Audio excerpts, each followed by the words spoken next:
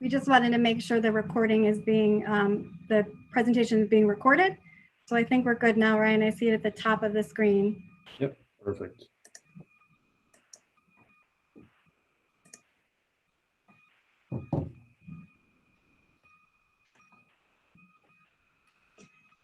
At this time, we want to talk about the OCM BOCES reentry plan. Our plan is available on our website at www.ocmboces.org/reopening2020. You will find the OCM BOCES reopening plan there. This is a plan that has been submitted and approved through New York State and covers all aspects of reopening requirements. It is important to note that as we have moved from planning to implementation over the last several weeks, the document is being revised and updated.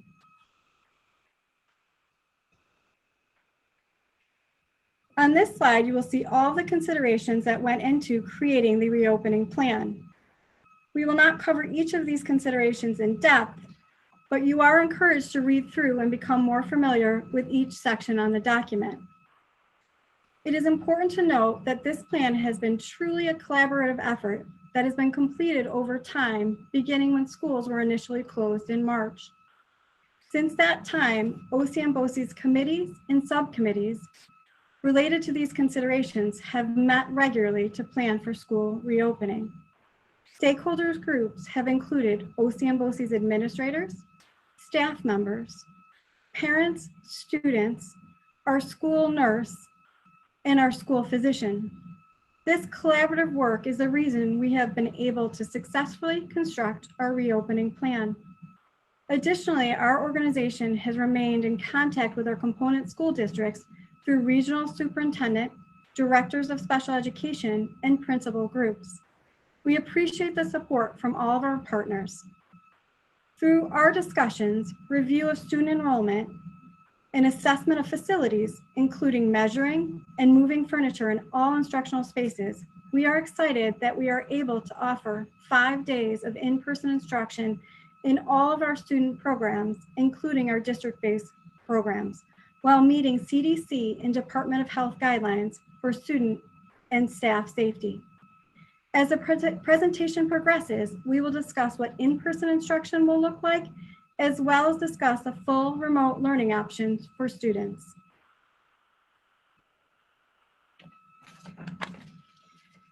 In this first section, we will go over health and safety procedures. Obviously, a large consideration when welcoming students and staff back into our buildings are health and safety. The first protocol we're going to go over is protocols for cleaning. In addition to normal routine cleaning, high-touch areas will be cleaned multiple times a day. These high-touch areas are doorknobs, desk surfaces, and tables. All of our cleaning products are approved by CDC and Environmental Protection Agency for COVID-19. In addition, Clorox 360 electric static sprayer will be used for disinfecting. Bathrooms will be cleaned at least 3 times per day.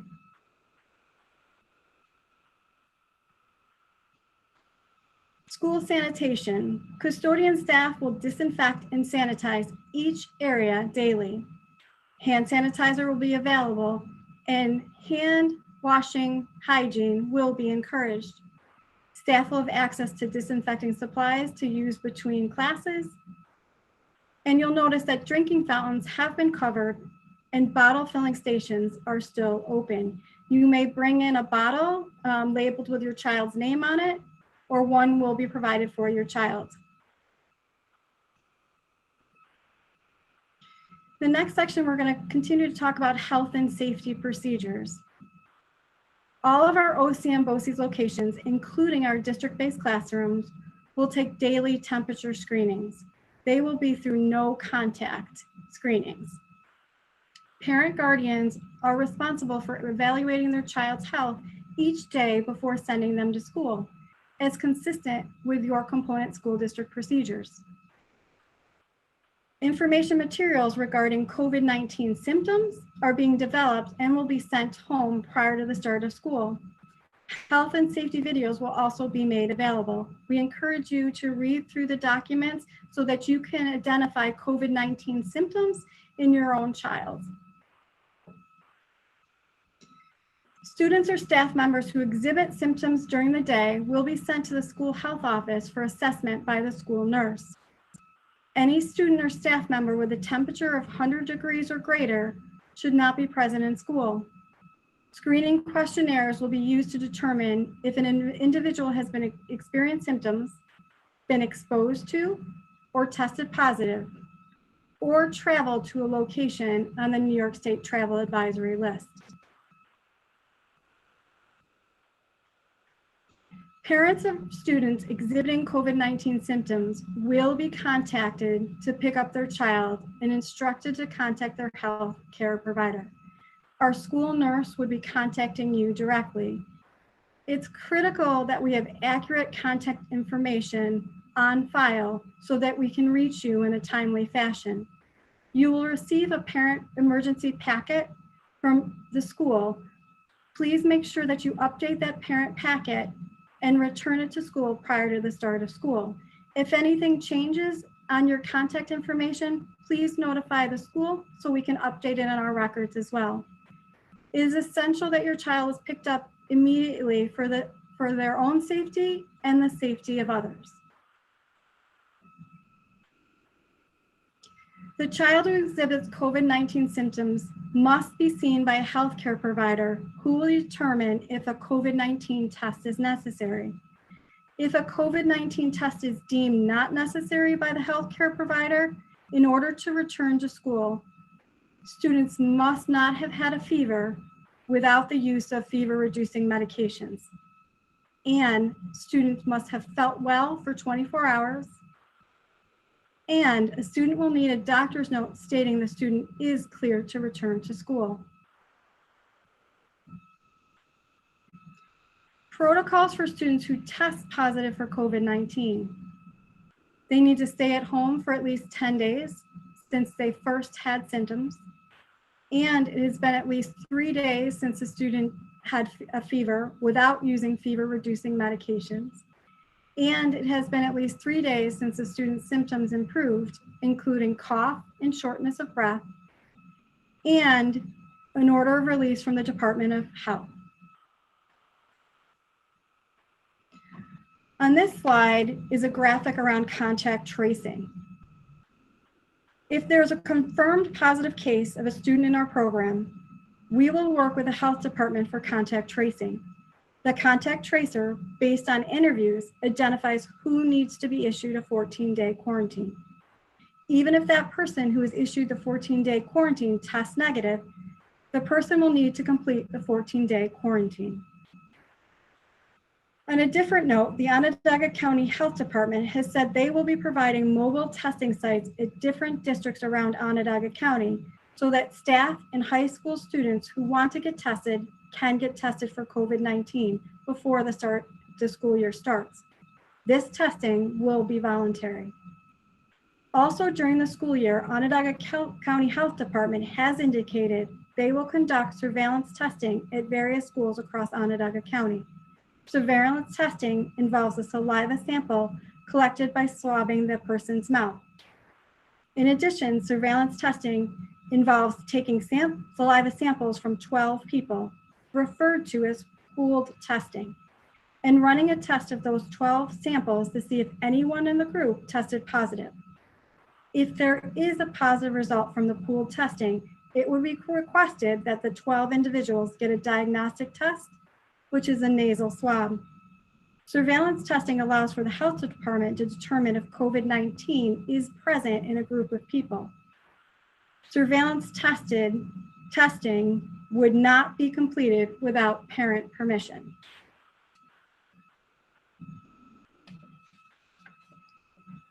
In the next slide, we're going to talk about health and safety supplies. Personal protective equipment. Approved masks must cover the nose and the mouth, and the school is required to have a mask available to those students or staff that may not have one. Masks will be on hand and available. You also may be able to supply your own mask to your child if you desire. We will discuss more about the expectations for wearing masks in the upcoming slides, as we know we've had several questions around mask usage. Cleaning and sanitizing supplies, including disinfecting wipes and cleaners, will be present in all spaces. Additionally, hand sanitizer will be available in all instructional spaces. Students will be educated and encouraged to regularly use proper hand and respiratory hygiene. Finally, OCM BOCES has and will continue to make available educational resources that will support and promote health and safety in schools. You will see in the video that we will show in a minute, signs are being put up in all the schools, and you'll see displays of those signs in your child's classroom. We've had several questions around mask usage. So staff and students will be expected to wear face coverings during the day, except while they're eating and drinking. Teachers will provide mask breaks for students when students are 6 feet apart. Again, masks will be available for students who may need them. And there may be exemptions for wearing masks in some situations. These exemptions include a medical note from a doctor indicating that the child is medically not able to wear a mask, or based on a CSE decision, a child may not have a mask and it would be written on the child's IEP that due to the disability, they are not able to wear a mask. Those would be the two situations. And at your Committee on Special Education, they may require a note from a doctor indicating that. So looking at spaces, our classroom spaces have been redesigned for students' individual work areas to be 6 feet apart. You will also see an example of these classrooms in the video that we will show you. To the right, you'll see a picture of a clear plastic partition that may be used in some of the classrooms as needed. Hallways have also been reconfigured to allow for safer flow and one-way direction.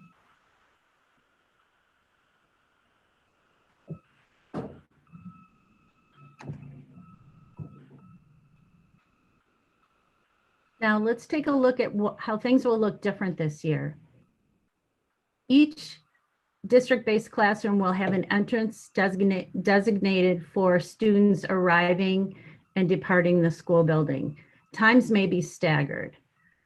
You will see evidence of signage and mask wearing, daily screening questionnaires by building, a furniture layout including desks 6 feet apart from each other.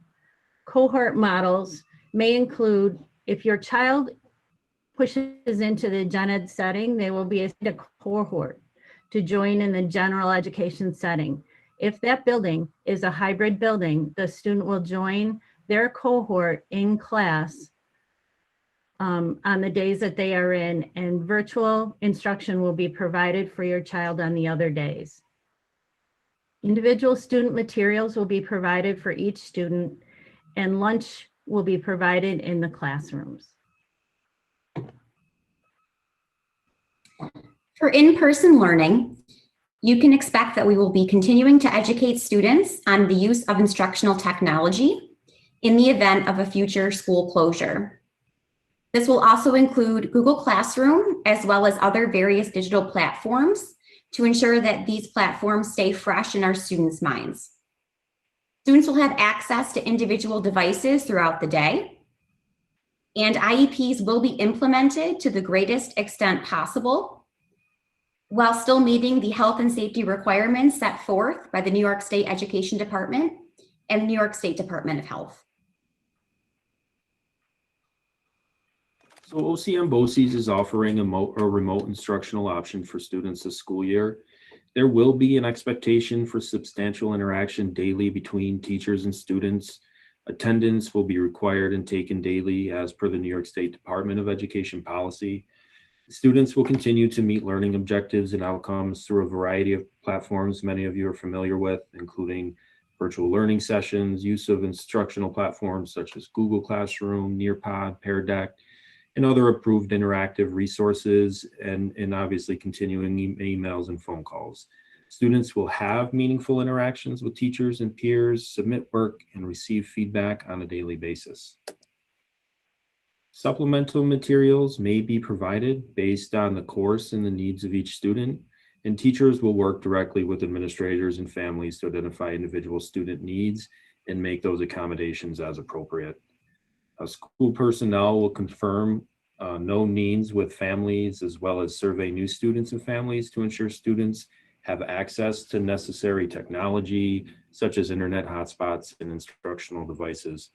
And for students receiving related services, those services will continue to be provided remotely.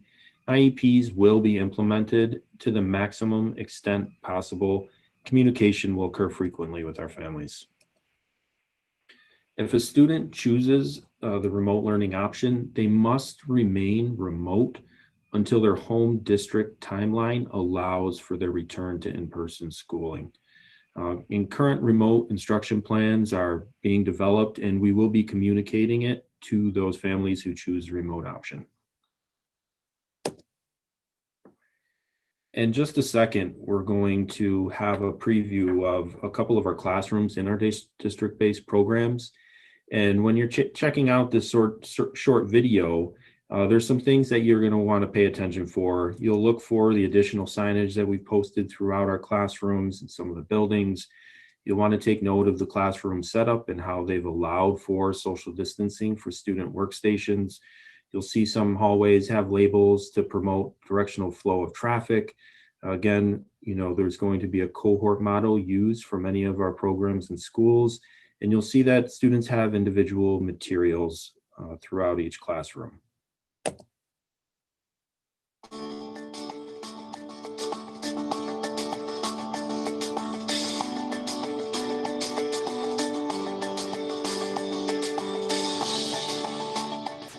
Hello friends, welcome back to school. Here we are at one of our district-based classrooms. These are for our 1213, 1211 classrooms. And we're here today to show you a little bit about what school will be like when we come back in the fall. I know a lot has changed since we saw you last. The school will look a little bit different this year, but hopefully this will give you an idea of what it will be like so that you can feel comfortable on the first day of school. One of the first things you'll notice when you first come into class, we'll make sure that we sanitize our hands, keep nice and clean throughout the day. If you do forget your mask, we have extra masks that you can wear too, okay? Then after you come in, you'll each have your own spot to stand on to wait your turn to put your things away over at our cubbies.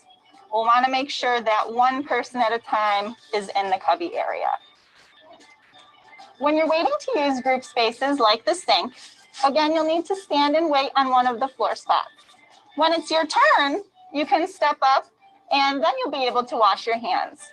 We have lots of signs posted throughout the classroom to help you remember what to do to stay clean and healthy. So for example, when you wash your hands, we can sing the ABCs or we can count.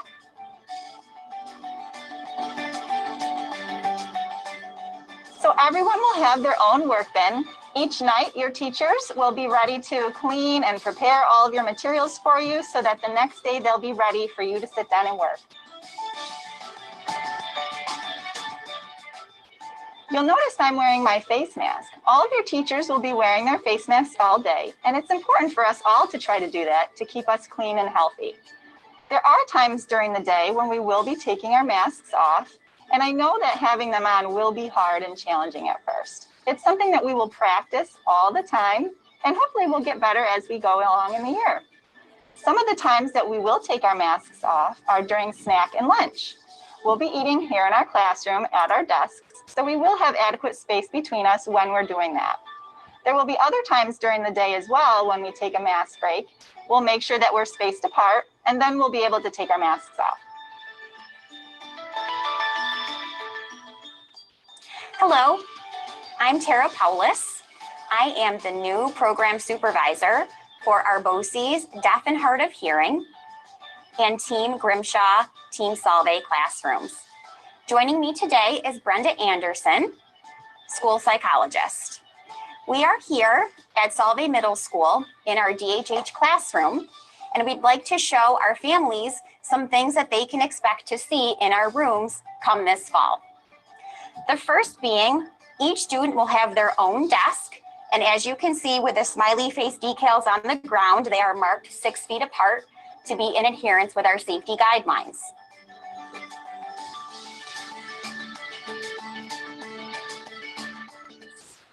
Each student will also have their own tech device to further limit cross-contamination. Additionally, students will have their own bins to have their individual materials placed inside, as well as pocket chair organizers. This will also help us to keep things clean and disinfected and making sure that students are not sharing materials. For our DHH staff and students, we will also be providing access to these types of masks, which have the mouth area clear. This will help our students and our staff to be able to see one another. When staff have to work more closely with students, we also have access to these face shields to further help to keep our students safe. You'll also notice around the room that we have displayed some visual posters to help remind our students of some of our safety guidelines, such as remaining 6 feet apart, properly wearing your mask, as well as some other hygiene and safety measures. While we recognize that our elementary and high school classrooms are not identical to this room, they will still have all of these same key features. We look forward to reconnecting with all of your students this fall.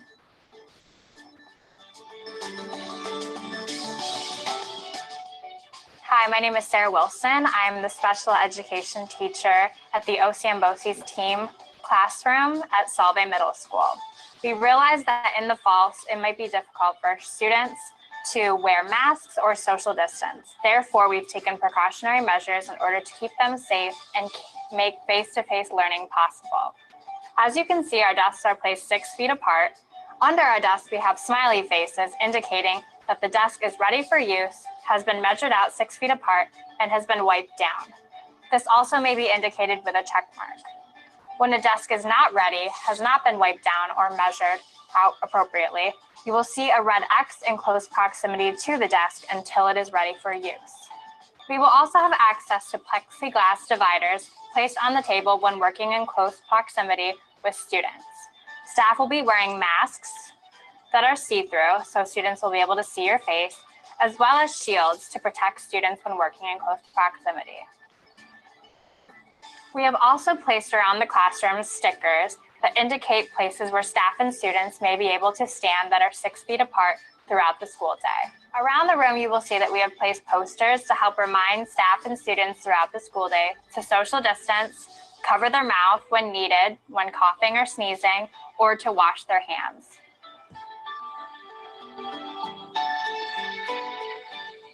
Hey guys, I am Rebecca Stahl, one of your BOCES teacher at Homer High School. I do the STAR program with my colleague Kathy Turen, who is not here today, but with me is Ms. Cheryl Rogers. She is our director of the program, and we're here to talk about a few things that are going to be different this school year. When you come in off the bus, we're all going to social distance and be 6 feet apart. And as you may have noticed, I have my mask on and we're wearing our masks also. So we're going to come right in off the bus, stay 6 feet apart from our friends with our mask on, and then we're going to walk down the stairs and go into our classroom.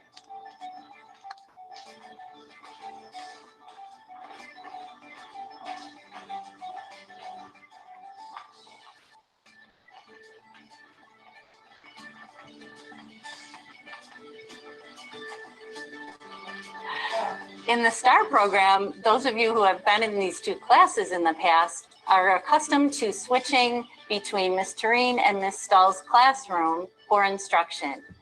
This year, however, the teachers will be bopping back and forth between the two classrooms to provide your instruction.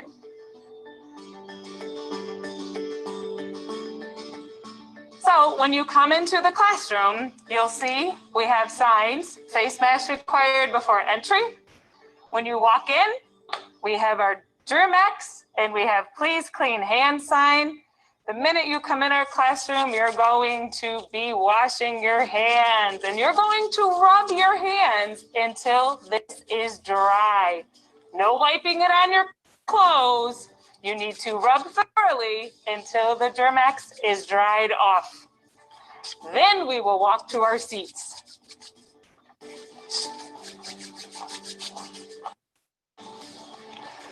Everybody at their seat has an X that marks the spot. All of our seats are 6 feet apart. Every student will have their own Chromebook and their own little goodie bag with crayons, glue, scissors, pencils, and calculators. We will not be sharing. It's just for you to keep at your desk. When you are seated at your desk, you may have the opportunity to take your mask off and keep it on your desk. There will be designated times throughout the day when you will have mask breaks. When you're seated at your desk with your mask off and you need to get up or the teacher asks you to get up, you must put your mask back on by the loops. Then you may get up, remembering social distancing. And I'd like to show you some of the signs that will be new to you in this classroom and probably all your other classrooms. If we go over here in our classroom, we have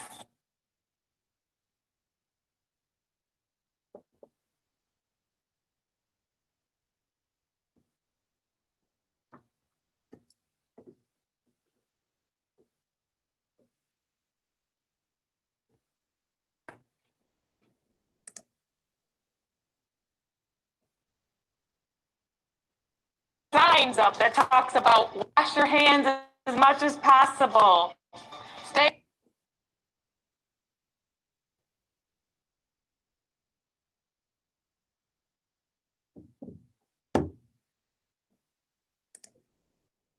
six feet apart.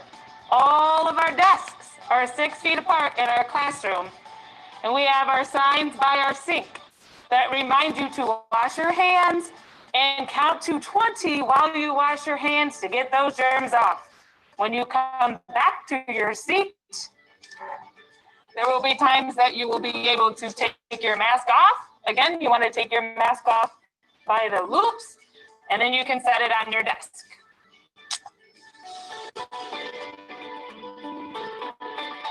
So this year we will not be using the water fountains. We will be using our sink to fill up your water bottle. If you do not have a water bottle, one will be provided to you. All you need to do is ask. And then when you leave our classroom with your mask on, to go to the restroom, one student at a time, we're gonna walk out our door, take a quick left, and here are our restrooms. This is for the women, and the one down there is for the men.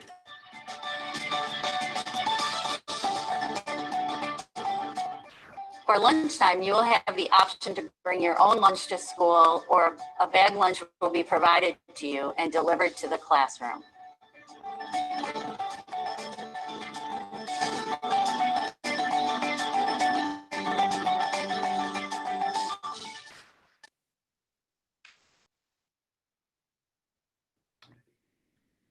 So at this time, we want to turn over the presentation in the next couple of slides to Elizabeth Sargent and Catherine Twig. They are social workers in a couple of our district-based programs. They're going to go through some resources in helping you to get your child ready for returning to school. In looking to prepare your child for returning to school, we wanted to provide you with some tips that would help with the transition. So first we have mask wearing. Have your student practice. Utilize their favorite show, game, song, anything to wear the mask, and gradually increase the amount of time that they wear it. Over summer school, we had a lot of fun wearing masks. We had dance parties, we played games, we complimented each other's masks. We really tried to build confidence and just their ability to wear it. So keep that going. You could also make it fun and build their comfort level by, putting it on their favorite stuffed animal, or even let them pick it out. And then, of course, we have model. You are these kids' number one. If they see you wearing a mask, they are more likely to. And then when they are wearing a mask, praise, give lots and lots of praise.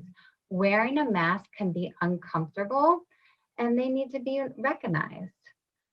So moving on to support the concept of physical distancing.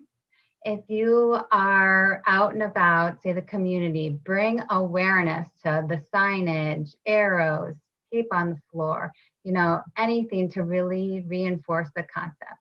You could also recreate this in your home with the painter's blue tape. You can make the arrows, you can take your student and, measure out 6 feet so they could see exactly what that looks like. And then also practice greetings. Again, with summer school, we practice how to greet from 6 feet. And there's some pretty fun new ideas out there. The students really like the air hug, the air high five. They really enjoyed those, and you could keep reinforcing those. And then also how to respond when someone else breaks protocol. It's okay to take a step back. You could practice that with your child, have them stand up and take that step back with them.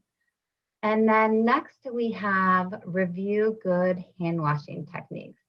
20 seconds, meet your student where they're at, whether you're doing hand over hand, singing the happy birthday song twice, or just a prompt. Like really reinforce before and after meals, when they cough, sneeze, using a tissue, and before and after mask wearing. You could also practice this technique with hand sanitizer if appropriate. In between those fingers, really get the technique down. Anything for them to get more used to it. All right, thanks. Catherine's going to continue with a couple more tips. Thank you, Elizabeth. With school starting in just a few weeks, it's a great time to start talking with your students about how school might look different in the fall and begin to develop some routines. Talk with your child about how their teachers will be wearing masks and using physical distance to ensure health and safety of everybody in the classroom. It may also be helpful to discuss how the classroom will look different this year, including more space between desks as we saw, and eating lunch within the classroom.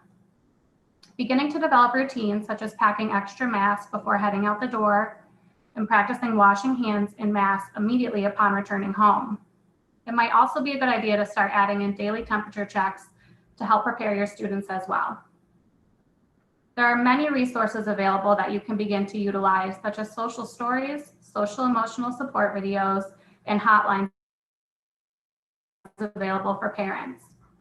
Be mindful to do regular feeling check-ins with both yourself and your student, as change is challenging for all of us. Once in school, teachers and social workers will continue to use the Teach Town social emotional curriculum to guide instruction regarding reopening. It is a great program generated for students on the spectrum and provides a lot of resources for continuing to build on foundational social skills. This slide has links to various resources that you may find helpful to you and your student prior to and during the reopening process. There are social stories, helpful videos, and parent-specific resources for helping both yourself and your student cope during this challenging time.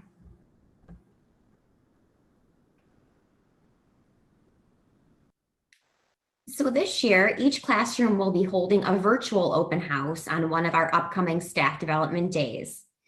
Information and details regarding these open houses will be forthcoming in the near future.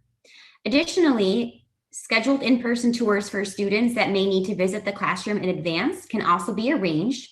Please just reach out directly to your OCM BOCES administrator if you would be interested in scheduling this type of a visit.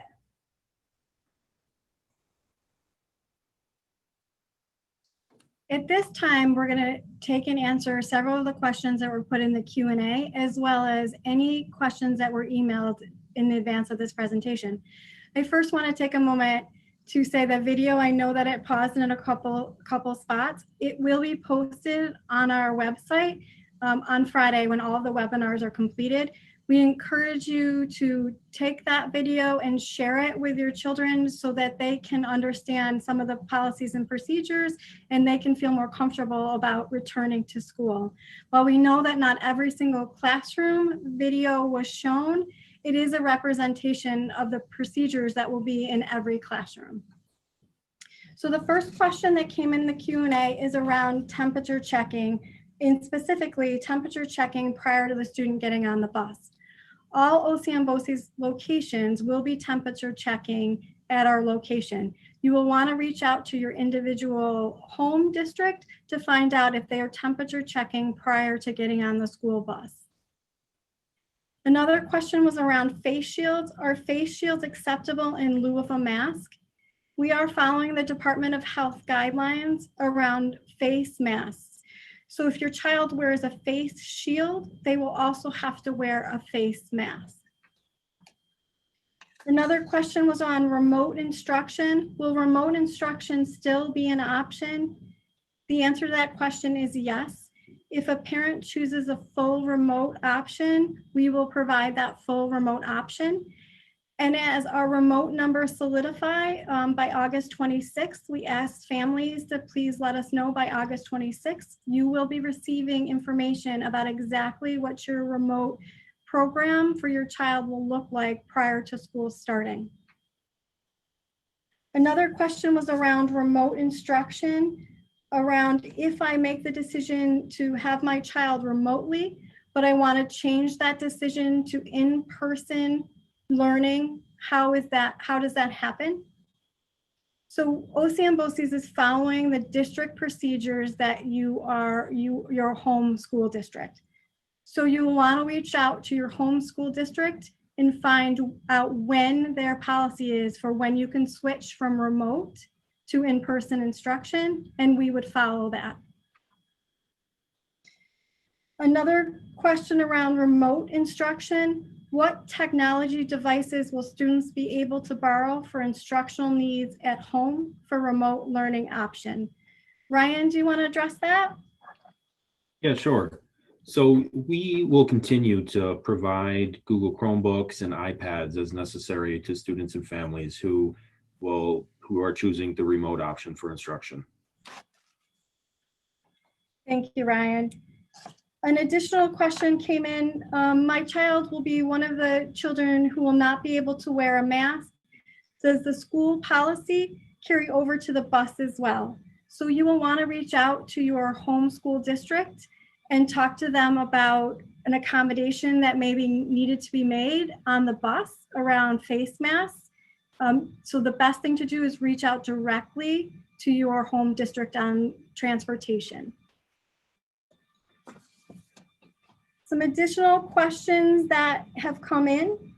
If a student gets sent home with a fever and/or COVID symptoms and they don't get tested, will they only need a doctor's note allowing them to come back, for example, if the symptoms are related to something other than COVID? Yes, if the doctor sends a note clearing the student without a COVID test, that is acceptable. Even if not related to COVID, students need to be fever-free and feeling well in order to return to school. Another question that has come in, will schools be able to test and quarantine children without permission? The answer to that is no. The health department is in charge of testing, and we will not be testing students without parent permission. It is the health department that is in charge of testing, and we would work with the parents to have this happen. The health department issues the orders for quarantine, not the school. An additional question, can you provide more information on expectations for mask wearing while in school? Ryan, do you want to take that question? Yeah, sure. So students will have to wear masks during the day, except when eating, drinking, or during those designated mask breaks. Mask breaks would be limited and only when students and staff can maintain appropriate distancing, would they be able to take those breaks and take them off. We will consistently communicate and educate to students on the why of wearing masks and discuss those implications for our school and our larger communities. Thank you. Will the school have any physical barriers in place in the school? Tara, do you want to answer that question? Certainly. So in some of our classrooms and related service spaces, there will be polycarbonate physical barriers that will be utilized as needed, examples of which were displayed in the video that we showed a little bit earlier. Another question, will the students be able to do PE without masks? Ryan? Sure. So PE, the guidance around physical education and adapted physical education is a little bit different than the classroom. So for PE and APE, students really need to maintain 12 feet of social distancing. And so there may be times in PE or APE when we're able to maintain that distance and it's appropriate for students to not wear masks. Thank you. What is the school's plan to communicate with families when there's a positive case or exposure? If there is a positive confirmed case, we will work with the county health department and they will take the lead on notifying anyone based on interviews with a contact tracer who needs to be issued a 14-day quarantine. You will be notified by OCM BOCES if we had a confirmed case at any of your children's schools. An additional question, what will be the start dates for OCM BOCES program? Cheryl? Our first date for OCM BOCES students who attend our BOCES locations at Crown Road and Cortlandville campus will be September 9th. If your child attends a district-based classroom, they will follow the school calendar of the district they are located in. Will the school classroom hours change? Ryan? So our hours of our BOCES locations have remained the same. You will be notified if a district-based classroom has changed their hours, and you'll be notified by your BOCES administrator. And your home district will be notifying you about any changes in transportation, pickup times and drop-off times as they roll out their transportation plans. Thank you. An additional question, will my child in his classroom still mix with the general population at Solvay Middle School? Tara? Yes, the answer to that is yes. They will still be participating in mainstreamed classes with their general education cohort. An additional question, should our family be quarantined for reasons through my husband's work, exposure from another relative, etc.? How soon would our son receive services if he had to remain home? If your child has to quarantine, remote instruction will be provided as soon as possible. Given we have students in many classes that are remote, we would be able to move to remote instruction easily, and the BOCES administrator would be in contact with you on how to move your child to remote during his quarantine period. Ryan, this question is for you. What will a classroom day look like as far as instruction goes for the student who is in class? Sure. So we are going to try to keep things as normal as possible as far as instruction goes. And so, we will be building in centers and individualized instruction around math, science, social studies, ELA. We'll be focusing heavily on social emotional learning as we return to school so we can help build that sense of community for students and help them feel safe and confident in our program and the measures we're taking to help keep them healthy and safe. Thank you. What will the turnaround time from in-classroom instruction to distance learning look like should anyone in the building test positive and there is a school closure? So if there is a school closure, that would happen through the county health department. We do have a committee that has worked diligently this summer working on potential school closures. So how we would institute a remote instruction quickly. And we are prepared in the event that we have a school closure or schools have to shut down, that we would move to full remote instruction. And so we would be doing that as well. Do you need a note from our son's doctor stating that wearing a mask may pose a health risk to him? So one of the ways that a child may not be able to wear a mask is through a medical condition and a medical doctor's note. So seeking out a medical doctor's note for a situation where a child is not able to wear a mask would be one of the requirements for a student not coming to school with a mask. The other possibility is the Committee on Special Education may meet based on the child's disability and conclude that the child is not able to wear a mask. The Committee on Special Education may decide that they want to seek further information from a doctor's note saying that the child can't wear a mask. So at this time, I'm just going to look at the Q&A and take a look at a few more questions that may have come in.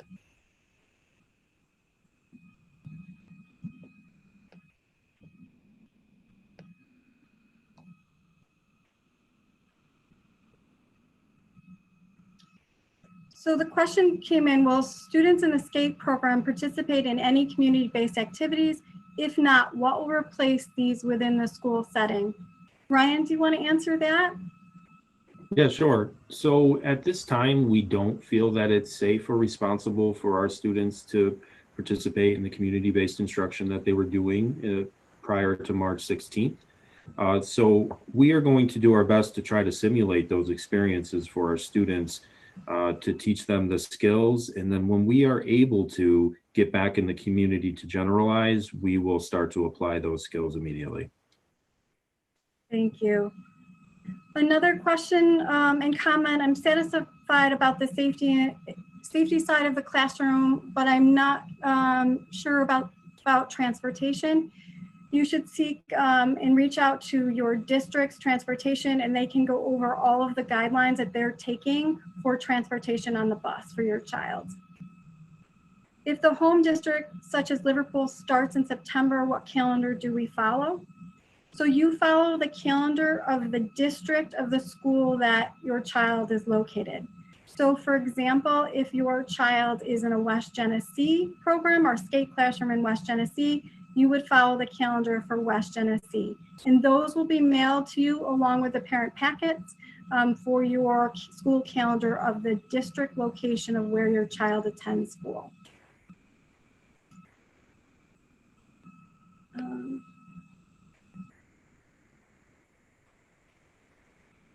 How does all these changes work for the transition program at OCC? So Ryan, I think this is another question for you. Sure. So we've been working with OCC to make sure that we are not only following the health department guidelines and the New York State education guidelines, but that we're really supporting OCC in their mission for promoting health and safety also. So we've been in contact with facilities. We've ordered some new furniture for that classroom and removed furniture from that classroom so that way we can better utilize the space. Our students will still be able to access the campus, you know, just like any other student who is attending OCC. We're going to be encouraging mask wearing during all of those times and maintaining social distancing. And so we're going to continue to work with them to see, you know, what opportunities we have available for work sites, but we're working with them now to try to figure out what we will be able to access in the fall. Thank you, Ryan.